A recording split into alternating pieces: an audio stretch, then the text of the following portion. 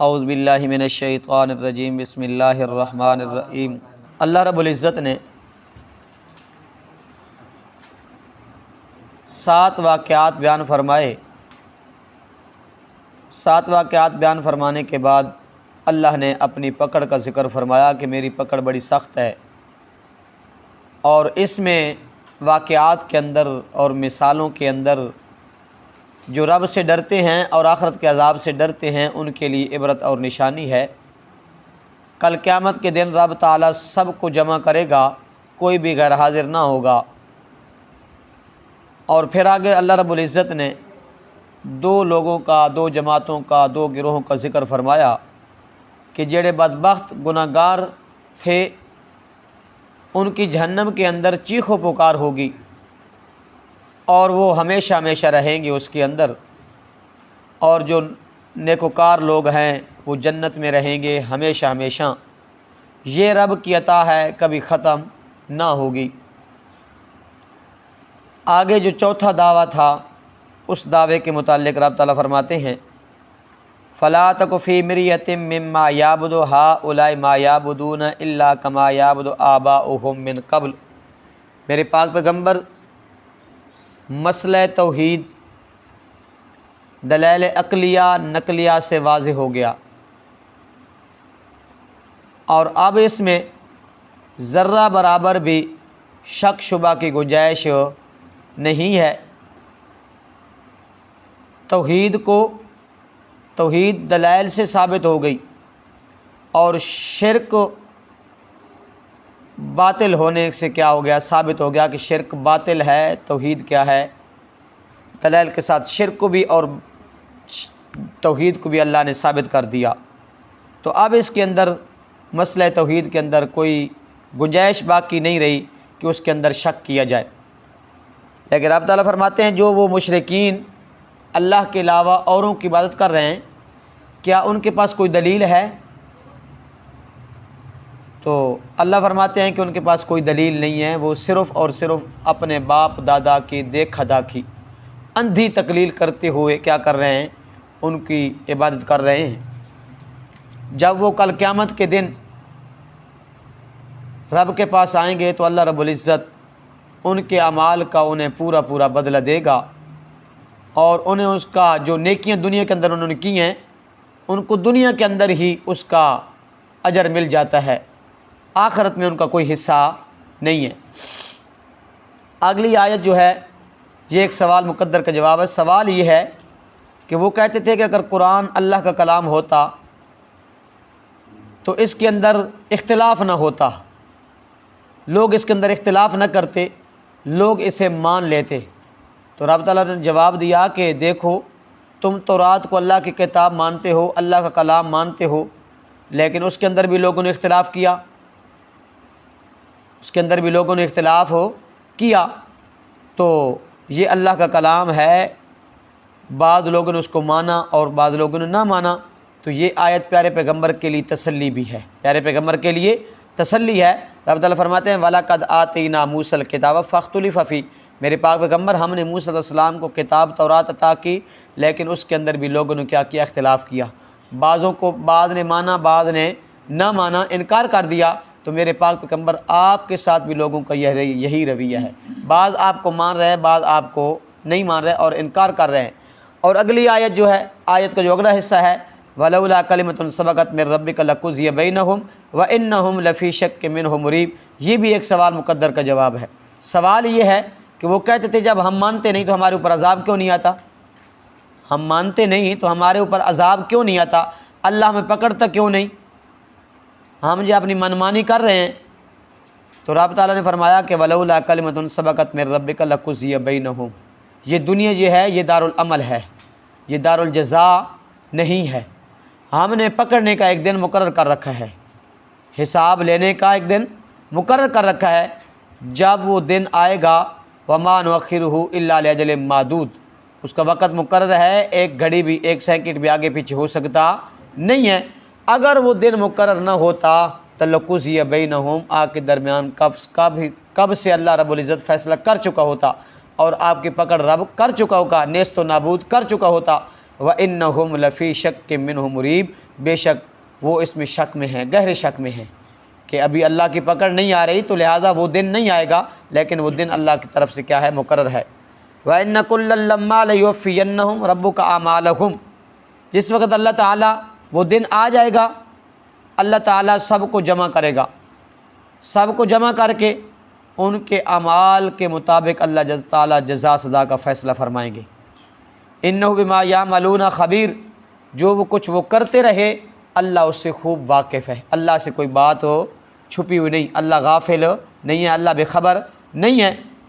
تو پھر رب تعالیٰ حکم دیتے ہیں کہ فَاسْتَقِمْ كَمَا أُمِرْتَ، میرے پاک پیغمبر آپ جس توحید پر کیا ہیں، پکے ہیں، توحید کی تبلیغ پر پکے ہیں، آپ توحید کا کام کرتے رہیں، اسی کے اوپر ڈٹے رہیں، یہ مانیں یا نہ مانیں، آپ کو جو حکم ہوا آپ وہ ڈٹ کر کریں، آپ ڈٹ کر کریں، ثابت قدم رہیں۔ وَمَن تَابَ مَعَكَ، اور وہ لوگ بھی جنہوں نے توبہ کیا آپ کے ساتھ جنہوں نے توبہ کر لیا ہے وہ بھی ثابت قدم رہیں، آپ کو بھی حکم ہے کہ آپ بھی ثابت قدم رہے، نہ ماننے سے ان کی پرواہ نہ کریں، یا ان کے پراپوگنڈوں کی یا ان کے خلاف ہونے کی ذرا برابر بھی پرواہ نہیں کرنی کہ یہ نہیں مان رہے تو ہم کیا حق پر ہیں، لیکن مان نہیں رہے، تو میرے پاک پیغمبر آپ ثابت قدم رہیں۔ وَلَا تَطْغَوْا، اور حد سے نہ بڑھے، ان کی طرف جھکاؤ نہیں کرنا، ان کی طرف جھکاؤ نہیں کرنا کہ اب یہ نہیں مان رہے تو ان کی طرف تھوڑے سے میل ہو جائیں، تھوڑے سے جھک جائیں، مسئلے کے اندر نرمی اختیار کر لیں، شاید ہو سکتا ہے مان لیں، لیکن ایسا نہیں کرنا۔ اِنَّهُ بِمَا تَعْمَلُونَ بَصِيرٌ، تم جو کچھ بھی کر رہے ہو اللہ کیا ہے، دیکھتا ہے۔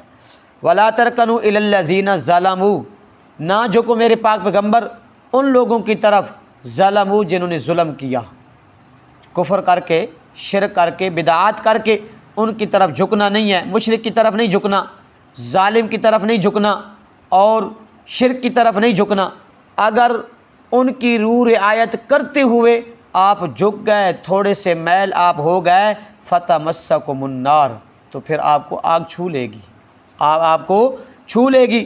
وَمَا لَكُم مِّن دُونِ اللَّهِ مِّنْ أَوْلِيَاءَ ثُمَّ لَا تُنصَرُونَ، پھر اللہ کی جب پکڑ آ جائے گی تو پھر اللہ کی پکڑ سے آپ کو بچانے کے لیے کوئی بھی آئے گا نہیں، کوئی بچانے کے لیے نہیں آئے گا، اور کوئی آپ کی مدد کو نہیں آئے گا۔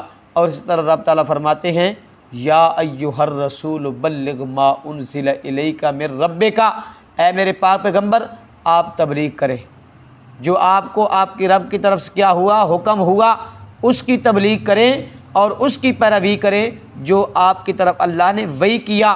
اگر فَإِن لَّمْ تَفْعَلْ فَمَا بَلَّغْتَ رِسَالَتَهُ، اگر جو آپ کو اللہ کی طرف سے حکم نازل ہوا اس کی اگر پیروی نہ کی، مشرکین کی طرف جھک گئے، ظالموں کی طرف جھک گئے، ان کی روح رعایت کی، مسئلے کے اندر نرمی کی، تو گویا آپ نے نبوت کا، رسالت کا پیغام حق ادا نہ کیا۔ اگر اللہ کی پکڑ آ گئی واللہ یعصمک من الناس، پھر لوگوں میں سے کون ہے جو آپ کو اللہ کی پکڑ سے بچائے، جو آپ کو اللہ کی پکڑ سے بچائے۔ اور یہ مقام ہے، اور سورۃ احزاب ہے، بالکل ابتدائی آیات ہے۔ رب تعالیٰ فرماتے ہیں یا ایھا النبی اتق اللہ ولا تطع الکافرین والمنافقین ان اللہ کان علیما حکیما۔ ابو سفیان آئے صبح حدیبیہ کے بعد، ابو سفیان آئے، اکرمہ بن ابی جہل آئے، عتبہ، شیبہ، یہ بڑے بڑے صنادید قریش آئے پیارے پیغمبر کے پاس، خدمت میں حاضر ہوتے ہیں، کہتے ہیں یا رسول اللہ ہماری ایک چاہت ہے، ہماری ایک درخواست ہے۔ پیارے پیغمبر نے فرمایا وہ کون سی درخواست ہے؟ کہ ہم چاہتے ہیں کہ ہمارے درمیان اور آپ کے درمیان صلح ہو جائے۔ تو پیارے پیغمبر نے فرمایا ٹھیک ہے صلح کرتے ہیں، لیکن انہوں نے کہا ہماری ایک شرط ہے۔ وہ شرط کون سی ہے؟ وہ شرط یہ ہے کہ ہمارے معبودوں کے بارے میں آپ برائی سے ان کو یاد نہ کیا کریں، یہ نہ کہا کریں کہ وہ نفع نقصان کے مالک نہیں ہیں، وہ شفیع غالب نہیں ہیں، لہٰذا وہ کچھ نہیں کر سکتے، لہٰذا یہ الفاظ آپ نہ کہا کریں۔ بے شک آپ اللہ کی عبادت کرتے رہیں، اللہ کی صفات کو یاد کرتے رہیں، اس کے نام کی نظر نیازیں منتیں منوتیاں دیتے رہیں، ہم آپ کے پاس ذرہ برابر بھی تصرف اور تعرض نہیں کریں گے، لہٰذا آپ ہمارے درمیان اور آپ کے درمیان صلح ہو جاتی ہے، لیکن ہمارے معبودوں کے بارے میں ایسے الفاظ نہ کہا کریں۔ تو اللہ نے حکم دیا کہ میرے پاک پیغمبر یا ایھا النبی اتق اللہ، اے نبی صلی اللہ علیہ وسلم اللہ سے ڈریے، اس معاملے میں اللہ سے ڈریے۔ وَلَا تُطِعِ الْكَافِرِينَ وَالْمُنَافِقِينَ، ان کافروں کی اور ان منافقوں کی بات نہ ماننا، ان کی بات نہ ماننا، ان کی طرف نہ جھکنا اور ان کے تھوڑا سا میلان بھی نہ کرنا۔ اگر آپ نے ان کی بات مانی، اگر آپ نے حکم دیا کہ کرنا کیا ہے، وَاتَّبِعْ مَا يُوحَىٰ إِلَيْكَ مِن رَبِّكَ، میرے پاک پیغمبر آپ کی طرف جو وحی کی گئی ہے نا، آپ نے اس کی پیروی کرنی ہے، آپ نے اس کی اتباع کرنی ہے، ان کی بات کو نہیں ماننا۔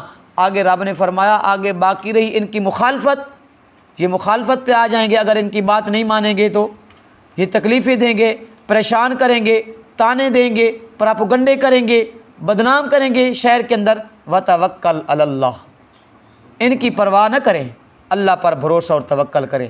یہ ایک آپ کا ایک بال بھی ٹیڑھا نہیں کر سکتے، اللہ پر توکل بھروسہ کریں۔ وَكَفَىٰ بِاللَّهِ وَكِيلًا، پھر اللہ کافی ہو جائے گا، اللہ کیا ہو جائے گا؟ کافی ہو جائے گا۔ اللہ آپ کی کیا کرے گا؟ مدد کرے گا۔ اور 15ویں سپارے کے اندر رب تعالیٰ فرماتے ہیں وَلَوْلَا أَن ثَبَّتْنَاكَ لَقَدْ كِدتَّ تَرْكَنُ إِلَيْهِمْ شَيْئًا قَلِيلًا، میرے پاک پیغمبر اگر ہم آپ کو نہ تھامتے، اگر ہم آپ کو ثابت قدم نہ رکھتے تو آپ تھوڑے سے ان کی طرف جھک جاتے، آپ ان کی طرف تھوڑے سے جھک جاتے۔ وَلَوْلَا أَن ثَبَّتْنَا لَقَدْ كِدتَّ تَرْكَنُ إِلَيْهِمْ شَيْئًا قَلِيلًا إِذًا لَّأَذَقْنَاكَ ضِعْفَ الْحَيَاةِ وَضِعْفَ الْمَمَاتِ ثُمَّ لَا تَجِدُ لَكَ عَلَيْنَا نَصِيرًا، میرے پاک پیغمبر اگر ان کی طرف آپ جھک جاتے تو ہم دنیا کے اندر بھی آپ کو دگنی سزا دیتے، موت کے بعد بھی دگنی سزا دیتے۔ ثُمَّ لَا تَجِدُ لَكَ عَلَيْنَا نَصِيرًا، پھر ہم جب پکڑتے تو کوئی آپ کی مدد کے لیے نہ آتا، آپ کی مدد کے لیے نہ آتا۔ تو پیارے پیغمبر کو حکم کیا ہے کہ آپ نے جو اللہ کی طرف سے وحی آئی ہے اس کی پیروی کرنی ہے، لوگوں کی باتوں کو نہیں ماننا۔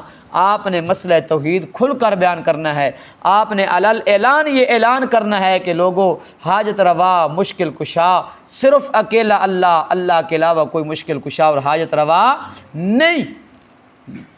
اور سورت اس کے اندر فرماتے ہیں، سورت قلم کے اندر رب تعالیٰ فرماتے ہیں وَدُّوا لَوْ تُدْهِنُ فَيُدْهِنُونَ، وہ چاہتے تھے کہ آپ تھوڑے سے نرم ہو جائیں اس معاملے کے اندر، مسئلہ توحید کے اندر نرمی اختیار کریں تو وہ بھی کیا ہو جائیں گے؟ نرم ہو جائیں گے۔ لیکن رب نے فرمایا وَلَا تُطِعِ الْمُكَذِّبِينَ، میرے پاک پیغمبر جھٹلانے والوں کی بات نہیں ماننی، بات بات پر جھوٹی قسمیں اٹھانے والوں کی بات آپ کو نہیں ماننی۔